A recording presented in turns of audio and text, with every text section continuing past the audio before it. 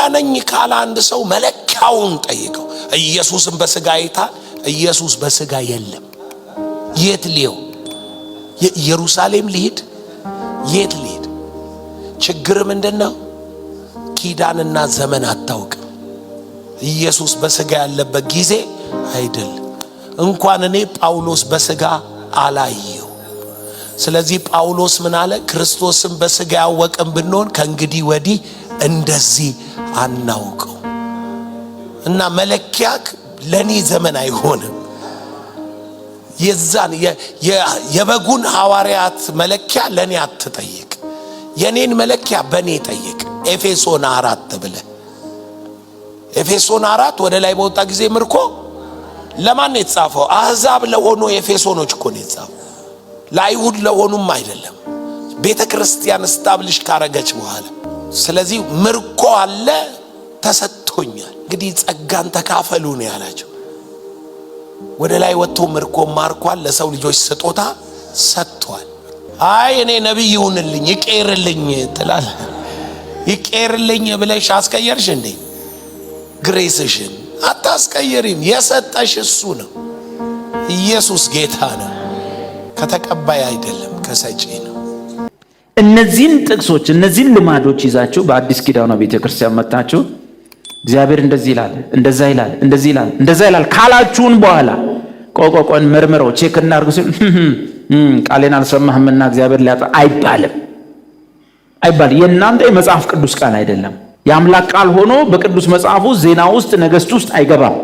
አሁን ዋናው ነገር ግን የተተኩት የብሉይ ኪዳን ነቢያት ቸርች ውስጥ ባሉ ቅዱሳንን ለማነጽ ቤተክርስቲያንን ለማነጽ በተለያየ መንገድ ትንቢትን የሚያወጡና የሚናገሩ ወንድሞችና እናቶች አይደሉም የተኳቸው። እነ ኢሳይያስ፣ ኤርምያስ፣ ሕዝቅኤል፣ ዳንኤል፣ ሆሴ፣ ነህምያን ወዘተ እዛ ጋር ያሉትን የተኳቸው የጌታ ኢየሱስ ክርስቶስ ሐዋርያት ናቸው።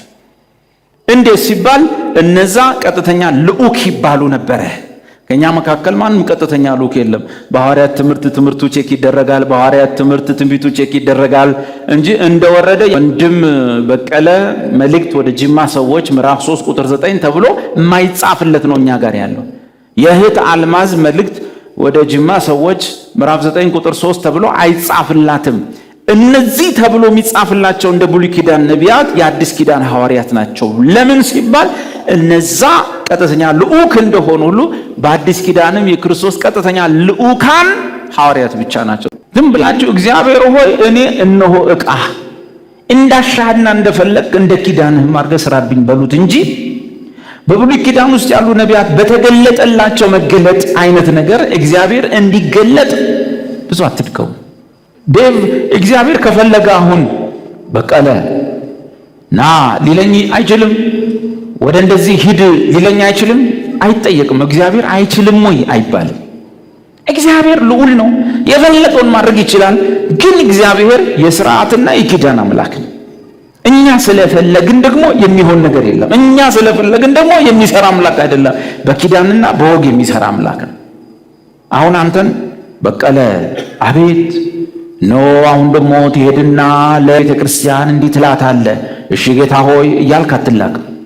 አሁን አንተ በውስጥ ወይ ስትጸልይ ወይ ስታመልክ ወይ ስትዘምር ወይ ስታሰላስል በውስጥ የሚመጣ መልእክት አለ። ከዛ አያልፍ። እነዚህን እያነበባችሁ እንደ ኤልያስ በቃ እንደው ብድግ ብዬ ብሄድ አትበሉ። እግዚአብሔር እነሆኝ ዕቃ ብቻ ምርጥ ዕቃ አድርገኝ እና እንዳሻ እንደፈለግ ስራብኝ። ያ ማለት ያው ሲሰራብህ የምትከፍለው ዋጋ እንዳለ እያሰብክ እንደዛ ማለት ነው። እና አንዳንድ ትግሎች የሚመነጩት እናይና ለምሳሌ የኢዩ ቅባት ምናምን የሚሉ ነገሮች የሚወጡት ከዚህ ውስጥ ነው። ኢዩ ኤልዛቤልን ተከታትሎ ገደላት፣ የኢዩ ቅባት ምናምን ብለህ ከኪዳን እንድትወጣ የሚያደርግ ያለ ሕግ ስላለ እንጂ ሰይፍ ሊያስይዘውል ይችላል ጥቅሱ። እኛ አሁን ሌላ ነው። እናንተ ግን ከቅዱሱ ከኢየሱስ ቅባት ተቀብላችኋል ነው የሚለው። ከኢየሱስ ቅባት ከተቀበልኩ በኋላ የኢዩ ቅባት ብሎ መጮህን ምን አመጣው ሲባል ኪዳን እግዚአብሔር ኪዳን አምላክ መሆኑን አለማወቅ። በዘመኑ በኢዩ በኩል በሰይፍ ስለት ሰርቷል። በአንተ በኩል እንደሱ አይነት ቅባት የለም። ቀንድ ተደርጎ ዘይት ጭንቅላት ላይ አይፈስም በአንተ ላይ። ማናቸውም በአዲስ ኪዳን ቀንድ ይዞ እዚህ ዛሬ እንቀባለን ወንድም ብሎ ቀንድ በቀንድ ዘይት ማፍሰስ መጃጃል። ሚሊዮነር ለሆነ ሰው 50 ብር እየሰጠ ፕሮግራም መያዝ ጥሩ ነው? ቪዲዮ ማስቀረጽ ልክ ነው? ሚሊዮነር ለሆነ ሰው ዛሬ 50 ብር ልንሰጠው ነው። እሺ እኛ ከኢየሱስ ከመሲሁ ከእግዚአብሔር ልጅ ቅባት ተቀብለናል። መጽሐፍ ይላል አዲስ ኪዳን ነው። እናንተ ከቅዱሱ ከኢየሱስ ቅባት ተቀብላችኋል። እሺ ከኢየሱስ ከመሲሁ ቅባት የተቀበለ ያንዳንዱ ክርስቲያን ክርስቶስ ቅቡእ ክርስቲያን የተቀቡ በክርስቶስ ክርስቲያን ማለት በተቀባው የተቀቡ ማለት ነው። ራስ ከሆኑ ከርሱ እዚህ ጋር ያለው አካል ጅማት ብልት ሁሉ ያንን ነገር ተቀብሏል፣ ፈሶበታል አይደለም መጽሐፍ የሚለው። ታዲያ ቤት በኩል አድርገን ነው ዛሬ እንጸልያለን እንቀባለን። ምንድን ያስከው ዘይት የወረ ዘይት ወይ በቀንዶ በኩባያ ዛሬ ይቀባል ብለን እሱን አውጥተን ስንደፋበት ብንውል ምንድን ነው? ለጋሽ ሰላሙዲ ሽብር መሸለም ምንድን ነው? ወንድሜ ውስጥ ያለው ከቅዱሱ የተቀበለው ቅባት ነው የሚበልጠው፣ የቡትሌ ዘይት ነው የሚበልጠው። አይ ምንድን ነው ሲባል እናነባለን። እንደዚህ አይነት ሰዎች መጀመሪያ የሚነሱብን ምን ብለው ስላችሁ፣ አንዳንዶች ብሉይና ሐዲስ እያሉ ሊከፍሉ ይፈልጋሉ ይሉናል። እኛ አይደለንም የከፈልነው፣ መጽሐፉ ራሱን ነው ከፍሎ የጠበቀን። ብሉይና አሮጌና አዲስ ኪዳን ብሎ ኪዳኑ አሰራሩ ተስፋው አሮጌና አዲስ ነው ብሎ የጠበቀን መጽሐፉ ነው፣ እኛ አይደለንም። ግን እንደፈለጉ ቲያትር መስራት የሚፈልጉ ሰዎች በኪዳን ከፍለው ማጥናት አይፈልጉም። አውቀው ልክ እኛ ብሉይ ኪዳንን እንዳልተቀበልን ለማስመሰል ሲዋሹ ታገኛለህ። እንደዚህ አይነት ሰዎች አለ ኪዳናቸው ቸርች ውስጥ የፈለጉትን ቲያትር ከሳሙኤል እያዩ ሊሆን ይችላል፣ ከንጉስ ዳዊት እያዩ ሊሆን ይችላል፣ ከሆነ ነቢይ እያዩ ሊሆን ይችላል፣ ከሆነ ንጉስ እያዩ ሊሆን ይችላል።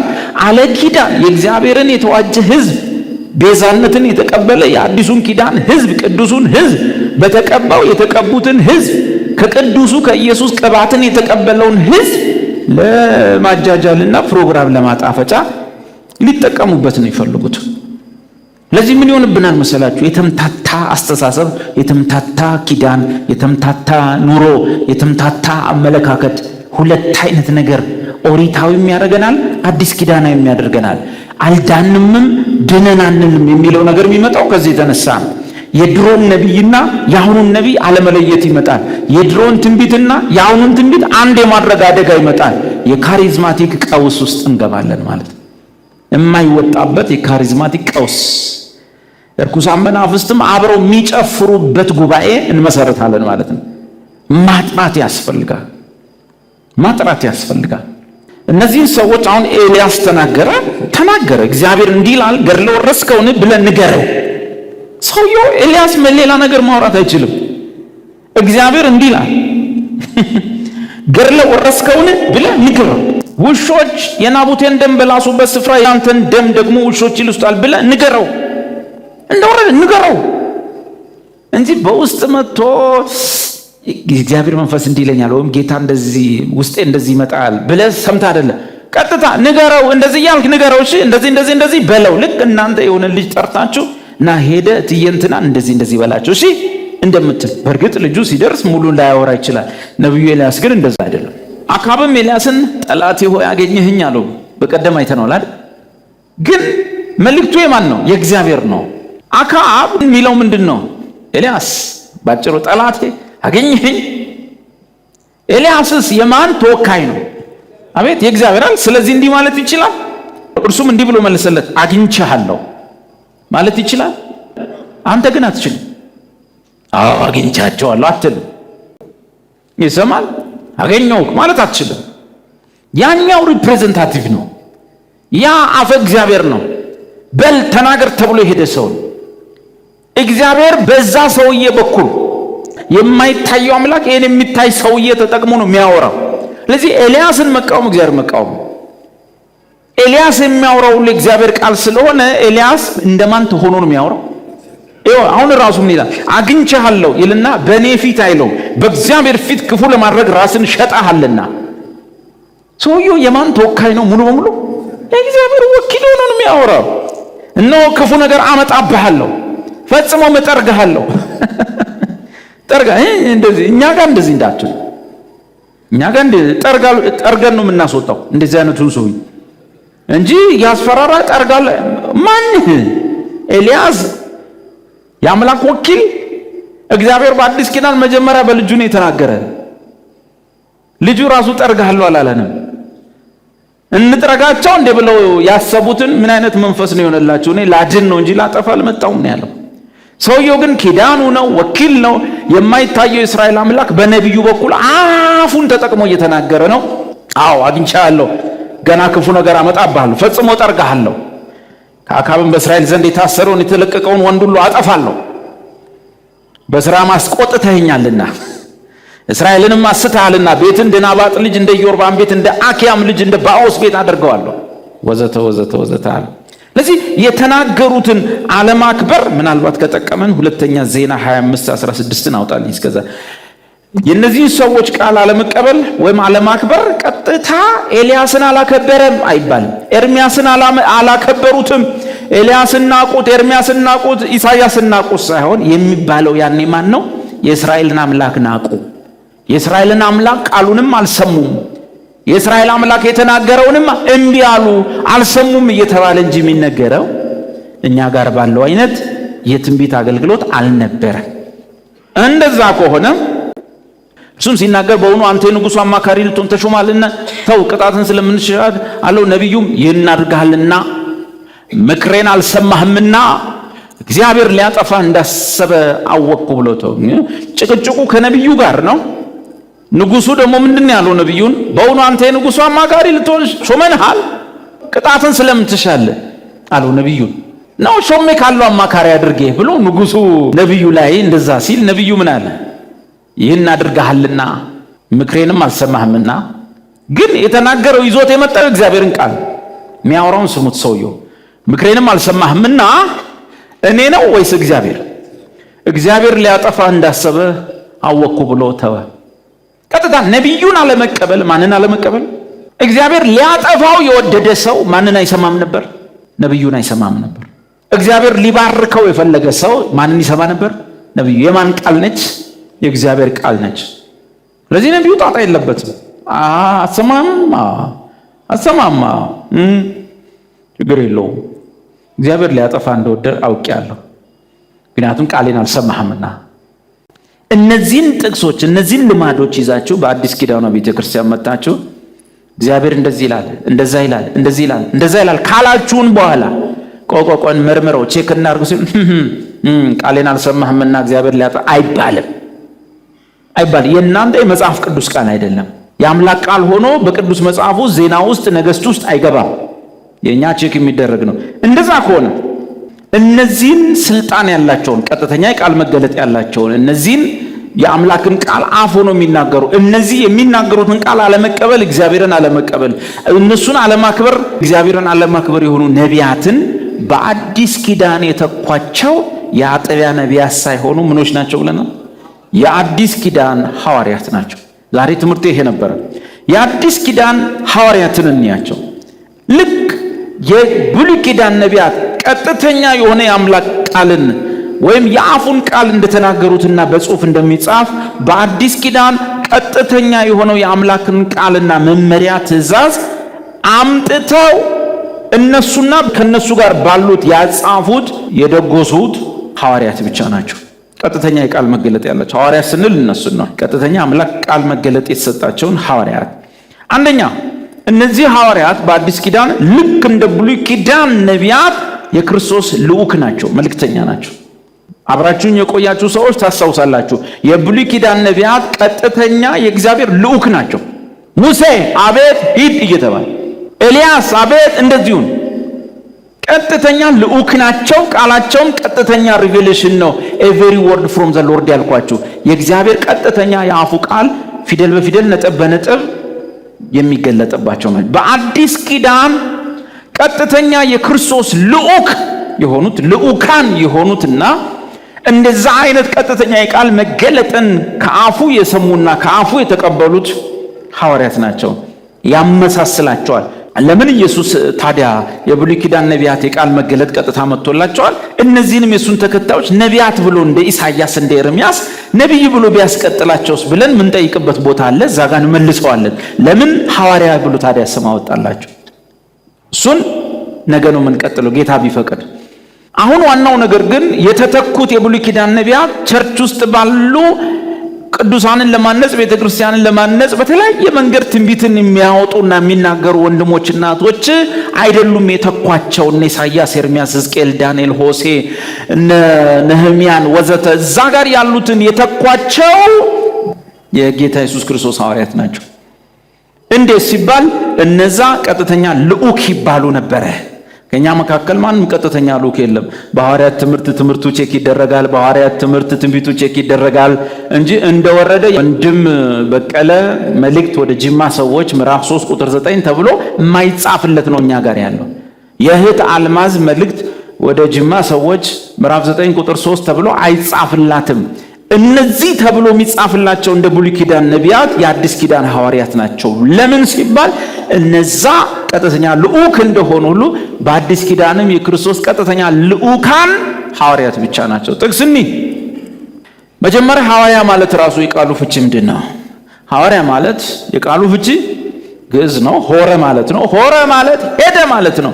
ሐዋርያ ማለት የሚሄድ ማለት ነው። ተልኮ የሚሄድ ማለት ነው። ያጅ ማለት ነው። ተልኮ የሚሄድ ማለት ነው ሐዋርያ ማለት። ስለዚህ ከስማቸው እንኳን ስንነሳ ቀጥተኛ የእግዚአብሔር ልዑክ ወይንም ሐዋርያት ወይንም በአማርኛ የተላኩ መንገደኞች ወይም ተጓዦች ሐዋርያቶች ናቸው ከስማቸው ስንነሳ ማለት ነው። እኛ ምንድነን? እኔ ራሴ አሁን ቃል ማስተምረው ሰውዬ ወይም ጳውሎስ ያልጻፈው ጴጥሮስ ያልጻፈው እኔ ደግሞ ገና የምጽፈው መልእክት አለባ እንደዚህ ይባላል እንዴ? አይባል ማለት በቃ የብሉይ ኪዳን ነቢያት የአዲስ ኪዳን ሐዋርያት ያልጻፉልን መገለጥ የለም። ማንም ምንም የሚያመጣው አዲስ ነገር የለም። ባለው ነገር ላይ መተናነጽ ብቻ ነው። ጳውሎስ እኛ መሰረትን መስርተናል፣ ሌላው በላዩ ላይ ያንጻል ነው ያለው። አሁን ያለው ትንቢት፣ አሁን ያለው ማስተማር፣ አሁን ያለው ቃል፣ አሁን ያለው መዝሙር፣ አሁን ያለው የጸጋ ስጦታ ሁሉ ለምን ብቻ የሚሆን ነው? ለማነጽ ነው እንጂ ማንም ሰው ጳውሎስ ያልተገለጠለት ለኔ ተገለጠ አለ፣ ጴጥሮስ ያልነቃው እኮ እኔ ባነንኩበት ነገር አለ ሊል መብት የለውም። ሁላችን በእነሱ የተፈጸመች መገለጥ ስር ሆነን ለመተናነጽ እንተነብያለን፣ ለመተናነጽ እንጸልያለን፣ ለመተናነጽ እንማማራለን። ያንን ግን መነቅነቅ አንችልም። ከስልጣንም አንጻር እነዛም ነቢያት የተኳቸው እነዚህኞቹ ሐዋርያቶች ናቸው። ቀጥተኛ ልዑክ ናቸው። እነዚህም ቀጥታ በኢየሱስና በአብ የተላኩ ናቸው። ዮሐንስ 20 ቁጥር 21 ላይ ኢየሱስ እንደዚህ አለ፣ አብ እኔን እንደላከኝ አላቸው። 20 ቁጥር 21 ኢየሱስም ዳግመኛ ሰላም ለእናንተ ይሁን አላቸው። 12ቱን ሐዋርያት 11ዱ ነው እዚህ ጋር ሌባው የለም። ለእናንተ ይሁን አብ እንደላከኝ እኔ ደግሞ እልካችኋለሁ አለን አላቸው። እሺ ይህን ወስደ አብ ኢየሱስን እንደላከው ኢየሱስ ደግሞ እኔን ላከላችሁ ምእመናን አይባልም። እኛ በተሰጠን ጸጋ የጸጋ ስጦታ ልዩ ልዩ ነው። መንፈስ ቅዱስን ለመግለጥ ወይ መንፈስ ቅዱስ በእኛ ውስጥ ሆኖ ለማስተማር፣ ለተለያየ ነገር፣ ለመዘመር ወዘተ የሚሰራው አገልግሎት ሲሆን ይሄን ለማነጽ የሚሆን እንጂ እነግራቸዋለሁ አብ ኢየሱስን እንደላከው አድርጎ እኛን አላከን። አብ ኢየሱስን እንደላከው አድርጎ የላከው 12ቱን ሐዋርያት። ለዚህ ነው አብሯቸው እፍ የሚል ቃል ይገባል። እፍ አላቸው። የምታስሩት የታሰረ የምትፈቱት ብሎ የሰጣቸው ልጅነት አይደለም፣ ስልጣን ነው። እፍ የተባሉበት ቦታ ሐዋርያዊ ስልጣን ነው። ልክ ያ የሞተውን አዳም እፍ ብሎት ሕይወት እንደዘራበት በአዲሱ ኪዳን ያለውን አገልግሎት ሕይወት የሚሰጠውን አገልግሎት ለመስራት የላከው እፍ ያለባቸው ሰዎች ናቸው። ለዚህ ነው ምን ይላል መጽሐፉ? የጌታ የኢየሱስ ክርስቶስ የቀደሙት ሐዋርያቶች ማለት ነው ያሏችሁን አስቡ። አውቶሪቲ ያለው ንግግራቸው ውስጥ እና ኢየሱስ ምን አላቸው? እነዚህን ማለት ጴጥሮስ የመጣበትን ባክግራውንድ ሁሌ ስለምናወራ እንዳንዘናጋ የመጣበት ባክግራውንድና የሰውየው የግል ሕይወቱ አንዳንድ ነገሩን ስናየው ሰውየው ኢየሱስ ጋር ከደረሰ በኋላና በእግዚአብሔር መንግሥት ውስጥ አማድ ከሆነ በኋላ ስም ከተቀየረለት በኋላ የተሰጠው ስልጣን ጋር ግን መጠጋጋትና መታከክ አይቻልም። ይሰማል። በአንዳንድ ቤተ እምነት ውስጥ ያሉ ሰዎች የቤተ እምነት መሪዎቻቸውን አቡኑን፣ ጳጳሱን ወዘተ እንደማይታከኳቸው እንደማይጋፏቸው እናንተ ይሄንን ክርስትና ለእናንተ ያመጡት የጌታ የኢየሱስ ክርስቶስ ሐዋርያት ከሆኑ መጋፋትና መታከክ ልክ አይደለም። ጴጥሮስና እኛ መካከል መከባበር ሊኖር ያስፈልጋል። ጴጥሮስ የእናንተ ሰፈር ያለው አፖስትል እንትን አይደለም። ጴጥሮስ ማለት በእግዚአብሔር መንግሥት ውስጥ የበዓለ ሃምሳ ቀን ወጥቶ የሰበከው ሰውዬ ነው። ጴጥሮስ ማለት ሐናንያና ሰጲራ በፊቱ ድፍት ያሉ ሰዎች በየተራ ሬሳቸው የወጣለት ሰው ነው። ጴጥሮስ ማለት እንደ ሌላ ሰው ሆኖ የተቀየረ ሰው ነው። ጴጥሮስን እንደዛ ጴጥሮስ እንዲሆን ያደረገው ስምዖንን የተሰጠው ስልጣን ሐዋርያዊ ስልጣን። ስለዚህ የጴጥሮስ ባክግራውንዱ ሁላችንም ስንመጣ ባክግራውንድ ስላለን የጳውሎስ ባክግራውንዱ ትንሽ ደስ የማይል ነበረ፣ አሳዳጅ ነበረ። የማቴዎስ ባክግራውንድ እሱን አይደለምና ኢየሱስ ጋር ከመጡ በኋላ ሌላ ነው የሆኑት። ስለዚህ መታከክና መጋፋት አይቻልም።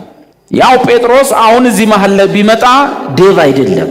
ያው ጳውሎስ እዚህ መካከል ላይ ሲመጣ ወንድም አብትሽ አይደለም፣ ጋሽ ዳኛ አይደለም። ይሰማል ወይ? በእነሱ ላይ ኢንቨስት የተደረገው የሰማይ ስልጣን ላይ ስንመጣ የሚያወሩትን አለመቀበል ጥፋት ነው። የሚጽፉትን አለመስማት ጥፋት ነው። ጳውሎስ፣ ጴጥሮስ። ስለዚህ እዚህ ቤት ያለነው ሰዎች ደስ የሚለው በእነዚህ ሐዋርያትና ከነርሱ ጋር በነበሩት ነቢያት ማለት ስልዋኖስ፣ ጢሞቴዎስ፣ ሲላስ፣ ሌሎችም ከነሱ ጋር በነበሩት መሰረት ላይ ምን ብለናል? ተመስርተናል። ስለዚህ ይሄን መሰረት የሆነውን ትምህርት ያስተማሩን እነ ጴጥሮስና እነ ጳውሎስ አፖስትል እንትና እንደማለት አይደሉም። የምትጋፋቸው የምትታከካቸው ሰዎች አይደሉም። ጳውሎስ ሰውነቴን አይታችሁ ነው የተናናቀ ነው አለ። ሰውነቱ ደካማ ነው፣ ንግግሩም የተናቀ ነው እንዳላችሁ ሰምቻለሁ። ችግር የለው። ችግሩ ሰውነቴ ደካማ ነው፣ ምክንያቱም በጣም ቀንጫራ ነው። ጳውሎስ እንደምታስቡት ግብዳ ሰውዬ አይደለም። ሰውነቱ በጣም ቅንጭር ያለ ነው። እንትን ነው አንዳንድ ሰው በሰውነቱ በቃ ድቅቅ ያለ። ጳውሎስ ሰውነቱ ድቅቅ ያለ ነው። ስሙ ራሱ ጳውሎስ ነው፣ ትንሽዬ ማለት ነው። ልክ ነው። ሰውነቱ ደካማ ነው፣ ንግግሩም ደካማ የተናቀ ነው ብላችሁኛል። ችግሩ እሱ ጋር አይደለም። ጉዳይ አለ። እናንተ ግብዳዎች፣ እናንተ ደረተ ሰፊ እሱ ጋር አይደለም። እናንተ ሸበለ እንደሱ አይደለም። እናንተ ጋር የሌለ እኔ ጋር ባለው ነገር ነው ልዩነታችን። ቀጥታ ሰማይ በአፉ ቃል የጸናን ነገር እንዲያደርግ የሰጠው ምን አለ? አውቶሪቲ አለ። ጳውሎስን ጴጥሮስን ይሰማል። እነዚህን ሰዎች ወስደ አፖስትል እንትና ሐዋርያው እንትና እያልክ አትጨፍልቅ። ላይ ሲጀመር እነዚህ ሐዋርያ አይደሉም፣ አፖስትልም አይደሉም፣ ፓስተሮች ናቸው፣ የቸርች መጋቢዎች ናቸው፣ ቸርች ከፍተው ህዝባቸውን የሚያገለግሉ ናቸው። ይሁንና የዚህ ዘመን ክርስቲያን የተናናቀው ምንም እንኳን ቅዱሳን አያማልዱም ብንልም፣ ምንም እንኳን እነ ጴጥሮስ እነ ጳውሎስ የኛ አማላጅ አይደሉም ብንልም፣ ምንም እንኳን ኢየሱስ ብቻ ጌታ እንደሆነና ኢየሱስ ብቻ ሁሉ ነገራችን እንደሆነ ብናቀም፣ የኢየሱስ የሆኑቱ ግን በተሰጣቸው ቁመት ልክ ልንቀበላቸው ግድ ነው። ያ መናናቅ እያደገ ከመጣ ነገ ኢየሱስንም ላለመዳፈራችን ዋስትና የለውም። ነገ ኢየሱስንም ክሽን ማድረጋችን አይቀርም። ነገ ወደ ዋናው ማደግ አይቀርም ይሄ ንቀት። ስለዚህ እዚህ ቤት ያለነው ሰዎች ሁሉ ምንማማረውን ትምህርት ወይንም መሰረቱን ጌታ እንዲመሰርቱ ስልጣን የሰጣቸው እነዚህ ሐዋርያት ናቸው። ጳውሎስን ጌታ ኢየሱስ በሕዝብና በአሕዛብ መካከል ብርሃን እንድትሆን ሰጥቻለሁ፣ በነገስታትና በሕዝብ ሁሉ ፊት የምትመሰክርልኝ ምርጥ ዕቃ። ኢየሱስ እንዳወራው ነው ጳውሎስን የምንቀበለው። ይሰማል። በሚቀጥለውም በአዲሲቷ ኢየሩሳሌምም ያሉ 12 በሮች የኔ የተጻፉበት የነሱ ስም ነው፣ የኔና ያንተ አይደለም። ሐዋርያቱ ናቸው። በ12ቱም በሮች ላይ የ12ቱ ሐዋርያት ስሞች ተጽፈው ነበረ። በአዲሲቷ ኢየሩሳሌምም ስማቸው ተጽፏል እዛ ላይ። በሚመጣው ዘላለም ውስጥም አማድና ምሰሶ እንደሆኑ እወቁ። እነማን? ከዛ በጣም ዝቅ ካለ ባክግራውንድ የመጡ ሰዎች። ከታንኳ ላይ የተጠራ ኃጢአተኛ ነኝ ውረድ ያለ ሰውዬ፣ ቤተ ክርስቲያንን ያሳድድ የነበረ ሰው፣ በራሱ ጽድቅ ይመጻደቅ የነበረ ሰውዬ፣ ከቀረጥ መቅረጫ ላይ ከማጭበርበሪያው ቦታ ላይ የተጠራ ማቴዎስ፣ ሰው ካልጨረስን ያሉ እነ ያዕቆብ እነ ዮሐንስ። እነዚህ ሰዎች እግዚአብሔር በዘላለም ሐሳብ ውስጥ የአዲሱን ኪዳን መሰረት ለመጣል የመረጣቸው ምርጦቹ ናቸው። ይሰማል። ቅዱሳን የኢየሱስን ምልጃ ይወስዳሉ? አይወስዱም። ቅዱሳን ኢየሱስን ቦታ ይተካሉ? አይተኩም።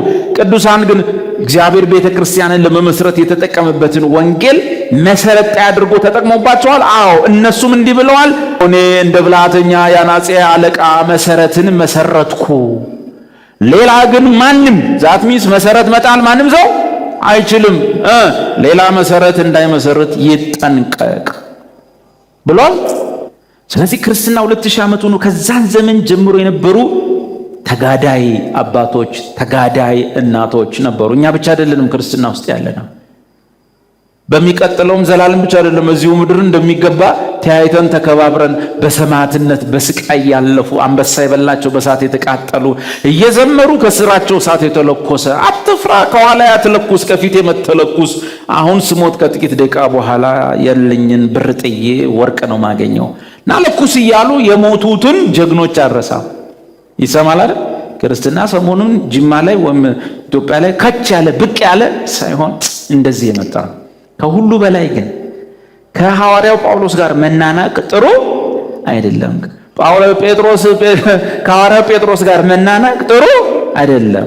እንደዛ ታሪኩን እያወራን የሚያስቀን በጴጥሮስ ታሪክ ውስጥ ማየውምን ታውቃላችሁ? የእግዚአብሔርን ጸጋ ታላቅነት።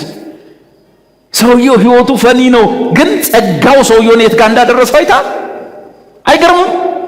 የሰውየውን ድካም ብቻ አይደለም የምታየው፣ የእግዚአብሔርን ታላቅ ጸጋ እንደዛ አይነትን ሰው የት ጋር ማድረስ እንደሚችል። ስለዚህ ጴጥሮስ አይደለም ጉዳዩ፣ ኢየሱስ ነው ጉዳዩ። ማወቅ ያለባችሁ ጴጥሮስ በሚያገለግልበት አገልግሎት ቦታ ላይ የተፈጠረው ነገር ውጤቱ ምንድን የሆነው? በህዝቡ መካከል ታላቅ ፍርሃት ሆነ። ምንድን ነው ሰው ያተዋል? ሐናንያ ገንዘቡ ይሄ ብቻ ነው? አዎ ዱብ ሐናንያ ቢሉት የለም። ሚስትየው የሮጠች መጣች። እሱን ቀብረው እየተመለሱ ነው ሰዎች። ገንዘቡ ይሄ ነው? አዎ ያለንን ሁሉ አምጥተን ሰጠናል። ባልሽን የቀበሩ ሰዎች አንቺንም ያወጡሻል። አንቺ ቢሏት የለች። እሷንም ወደ መቃብር። ያን ቀን ሰው ቀብር ዋለ።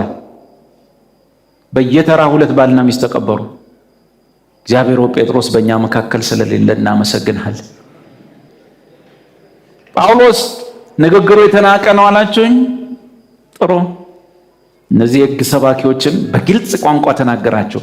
እናንተ ሕግ ያድናል የምትሉ በሕግና በመልካም ሥራ ይጸደቃል የምትሉ ምኖች ናችሁ አለ። ቀጥታ ለእኔ ከብደኛል፣ እሱ መብት አለው፣ እኔ ከብደኛል ስላለ ብቻ ነው የምነግራችሁ። ውሾች አላቸው። ሕዝቡን ምን አለ? እነዚህ በመገረዝና ሕግን በመጠበቅ መዳን ይገኛል ከሚሏችሁ ሰራተኞችና ከውሾች ተጠበቁ። እኛ ግን በመንፈስ እግዚአብሔርን የምናከብር የተገረዝን ነን። ኢየሱስ ምን ብሏል? የቀደሙት ነቢያት እግዚአብሔር ቀጥታ የላካቸው ልኡክ እንደሆኑ የአዲስ ኪዳንም ሐዋርያት ቀጥተኛ ልኡክ ናቸው። ዮሐንስ 20 ቁጥር 21 ላይ ኢየሱስ ምን ብሏል? አብ እኔን እንደላከኝ እኔም እናንተን ላኳችሁ። ለዚህ ሐዋርያት አብ ኢየሱስን እንደላከው ኢየሱስ ደግሞ ለኛ ወንጌል ይደርስ ዘንድ በቀጥታ የላካቸው እነማንን ነው? ሐዋርያቶችን ነው ወገኖቼ፣ የአጥቢያ ነቢያቶችን አይደለም። ማቴዎስ 28:19 የምታውቁት ጥቅስ ነው። እንግዲህ ሂዱና አሕዛብን ሁሉ በአብ በወልድ በመንፈስ ቅዱስም እያጠመቃችኋቸው ደቀ መዛሙርት ያደርጓቸው፣ ስልጣን ሁሉ በሰማይና በምድር ሰጥቶኛል ብሎ ቀጥታ ነው የላካቸው።